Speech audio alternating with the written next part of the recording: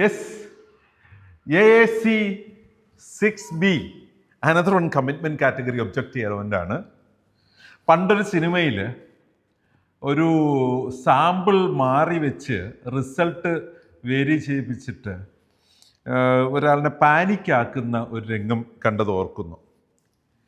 ഒരു റിസൾട്ട് അങ്ങോട്ടും ഇങ്ങോട്ടും മാറിപ്പോകുന്നതിനേക്കാൾ പലപ്പോഴും പ്രശ്നങ്ങൾ ഉണ്ടാകാറുണ്ട്. നമ്മൾ സൂക്ഷിക്കുന്ന സാമ്പിളുകൾ പരസ്പരം ഒരു ഇഷ്യൂ ഉണ്ടാകാം. നമുക്ക് ഒരു സ്പേസ് ആവശ്യത്തിനില്ല എങ്കിൽ സാമ്പിളുകൾ തങ്ങളിൽ പ്രോബ്ലം ഉണ്ടാകാം, മിക്സപ്പ് ആകാൻ പല പ്രശ്നങ്ങളുണ്ട്. അതുപോലെ തന്നെ നമുക്ക് എക്യുപ്മെൻറ്റ്സ് വളരെ ഇമ്പോർട്ടൻ്റാണ്. അവിടുത്തെ സ്പേസ്, നമ്മൾ ചെയ്യുന്ന വ്യത്യസ്തമായ യൂറിൻ സാമ്പിൾ, ബ്ലഡ് സാമ്പിൾ, ഇപ്പോൾ mucus, any different kind of samples കൈകാര്യം ചെയ്യുന്ന ലാബുകളുടെ സ്പേസിങ് വളരെ ഇമ്പോർട്ടൻ്റാണ്. ആ ഫിസിക്കൽ ഇൻഫ്രാസ്ട്രക്ചർ അതുപോലെ ഇമ്പോർട്ടൻ്റ് ആണ്.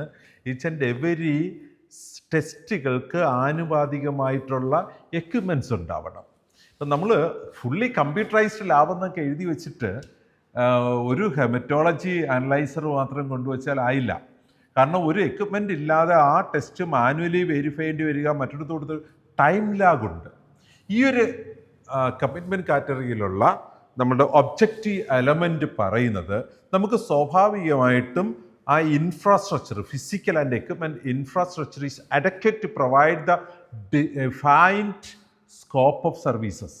നമുക്ക് ഡിഫൈൻ ചെയ്യപ്പെട്ടിരിക്കുന്ന അത്രയും ടെസ്റ്റുകളുടെ എക്യുപ്മെൻറ്റ്സ് ആൻഡ് ഫിസിക്കൽ ഇൻഫ്രാസ്ട്രക്ചർ നമുക്ക് സ്വാഭാവികമായിട്ടും സാമ്പിളുകൾ തങ്ങളുടെ പ്രോബ്ലം ഉണ്ടാകാത്ത വിധത്തിൽ ഡിസ്റ്റൻസിൽ കീപ്പ് ചെയ്യാനും ഒക്കെ കഴിയുന്ന രീതിയിൽ വളരെ സിമ്പിൾ.